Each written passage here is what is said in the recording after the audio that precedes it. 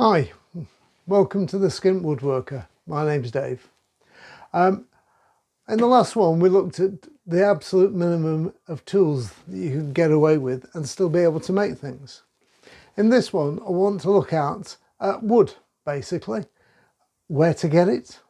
Do I buy it? Do I scrounge it? Do I look in skips? Do I use pallets?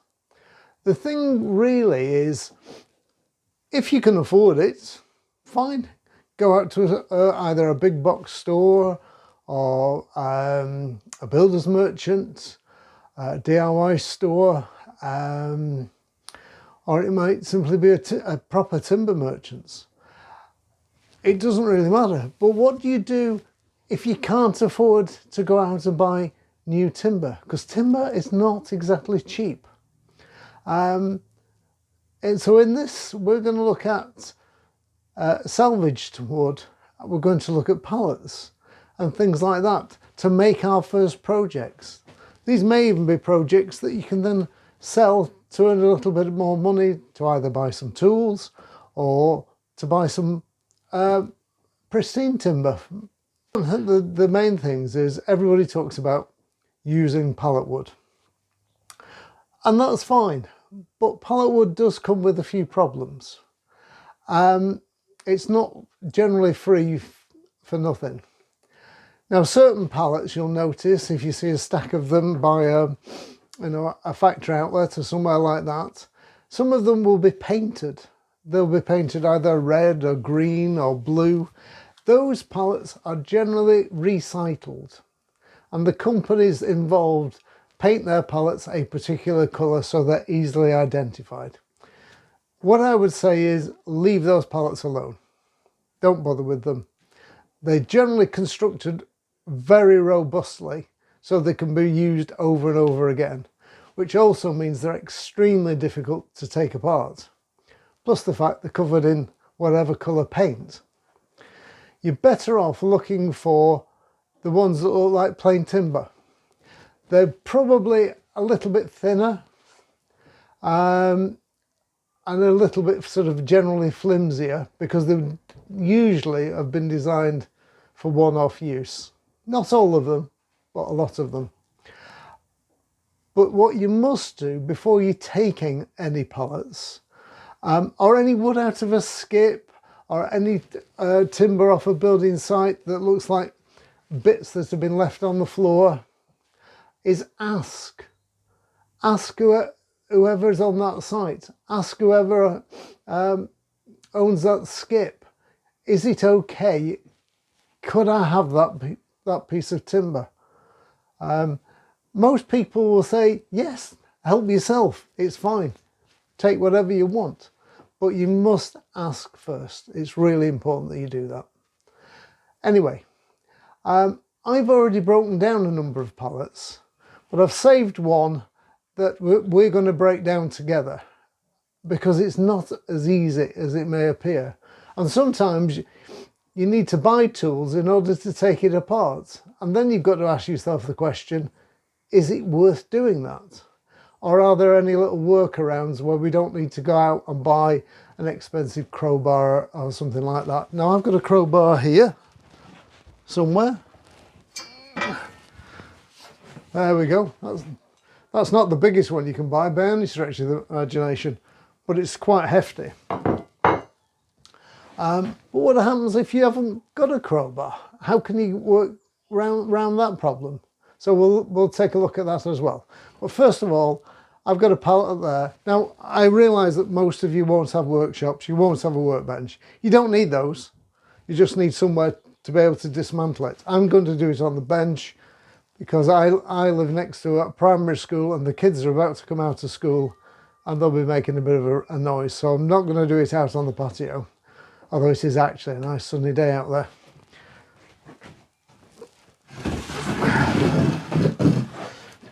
So here's our pallet. I'm just going to move the camera down a bit and then you can get a better look at it.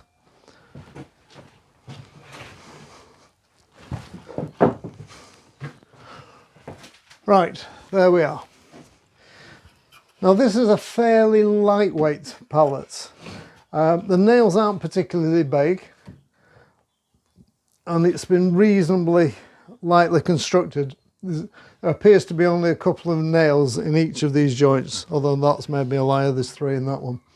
But that shouldn't prove to be too difficult a problem. The nails here in particular will be a shorter nail because there's only 2 thin pieces of wood there. The nails here in the corners and in the middle will be a longer nail. So those will be harder to take apart. But what we can do is, if we haven't got a crowbar like this, what's the workaround? Well, the workaround is the length of wood and a few scraps of wood as well. So let's just grab those and then get back to it.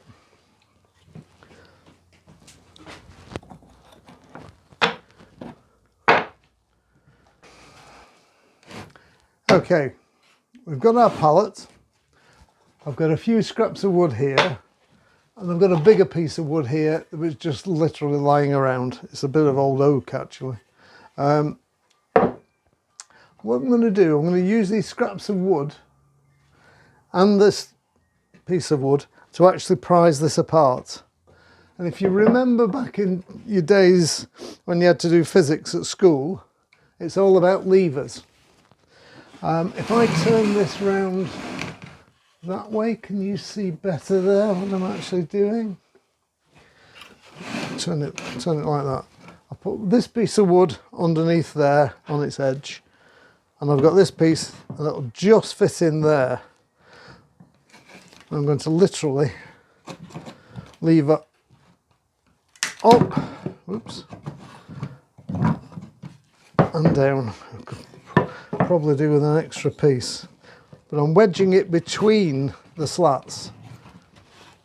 And this one is being particularly stubborn. And actually, in fact, the bottom ones come away there. Now this is a good example. Sometimes when you're trying to do this, you end up destroying the very thing you're trying to get. Let's try getting another block under there as well. Now that one is not going to come out. So what do? We can't get this one out. It's just literally breaking it all apart. So one simple solution is we take our saw and we literally just cut through this slat.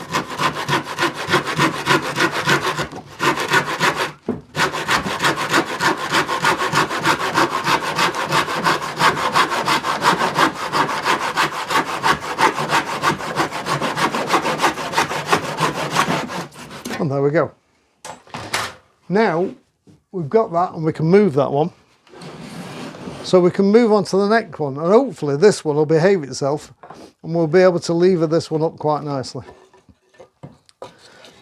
Let's see if we can get a piece of wood in there.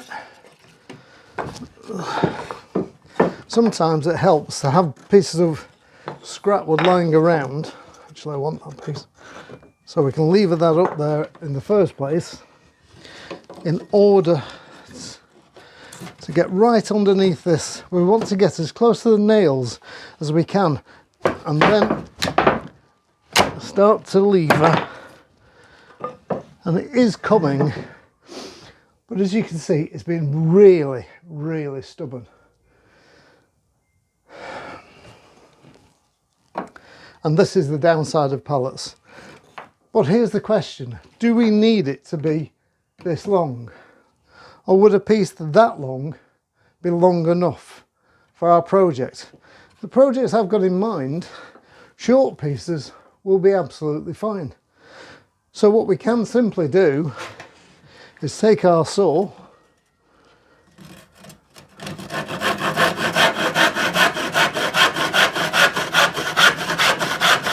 in fact, just make it easier, I'll take that block out. I'm not worried about cutting it absolutely dead square. That doesn't matter. There we go. Then I've got my first piece. And that piece has come out at 19 inches or 480 millimeters.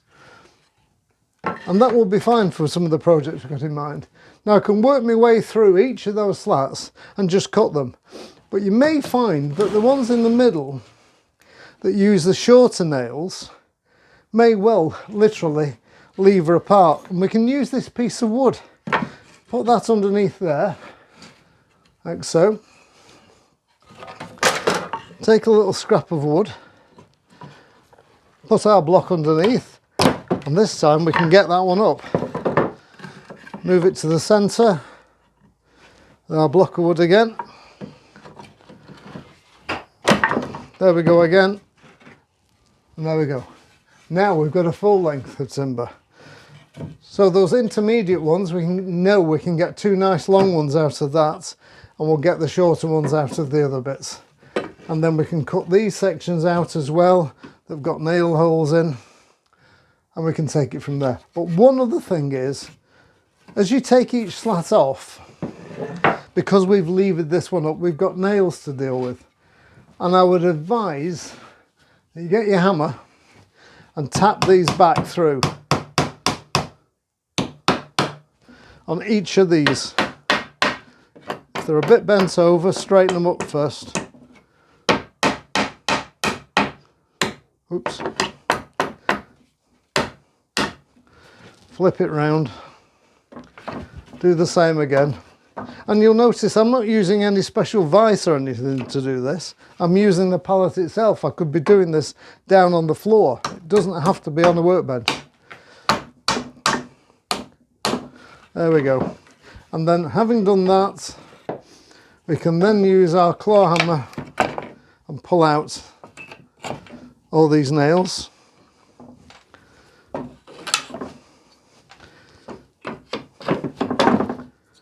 There we go. Get those last two. And there we are. We've now got a piece of wood. One other thing to bear in mind is check these for any staples or other random nails, and also particularly the ones that were on the bottom of the pallet down here that would have been sat on tarmac or gravel or whatever, that there's no stones embedded in the bottom of them before you use them for anything. Okay, so let's get all our timber together and then we'll move on to a project.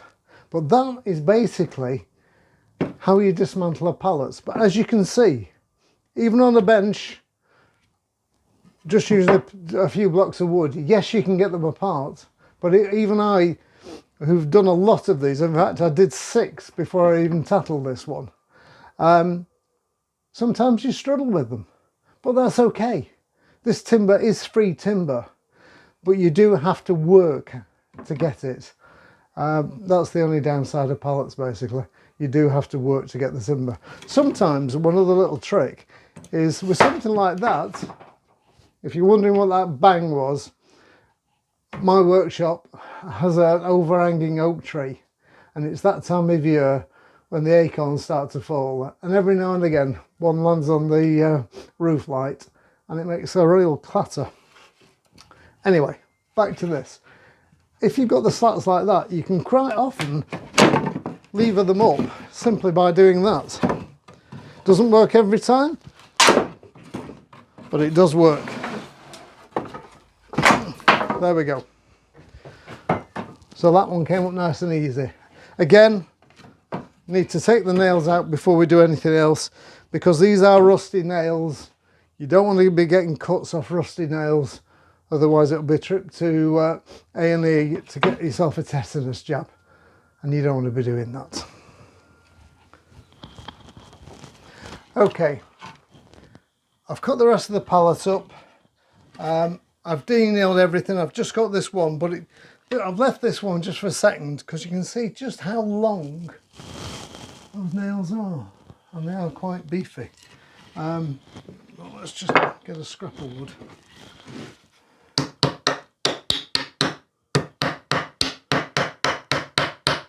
sometimes when they're all bent like this, they will tend to bend over.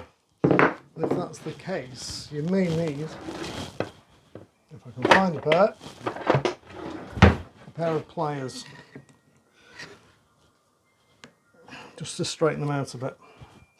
You can, if you've got wire cutters, snip them off and just leave sort of 20 mil or so sticking out, and they're easier to tap back out.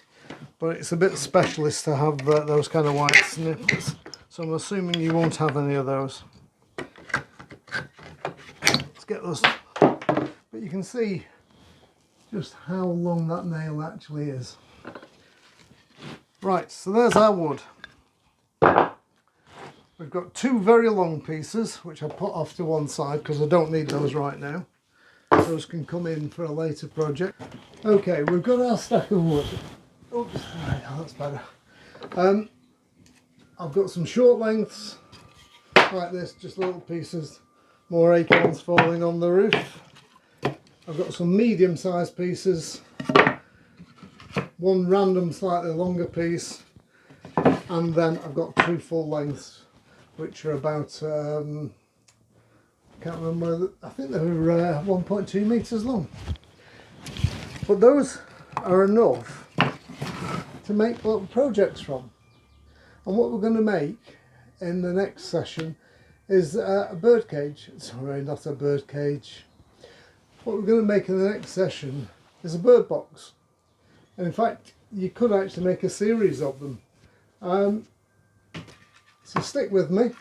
Don't forget to give us a like, leave a comment, click on the notification bell, and if you aren't already, please subscribe. That would be a massive help. Can't wait to see you again. I'm Dave, and this is the Skint Woodworker, trying to make life easier for you. Okay, bye now.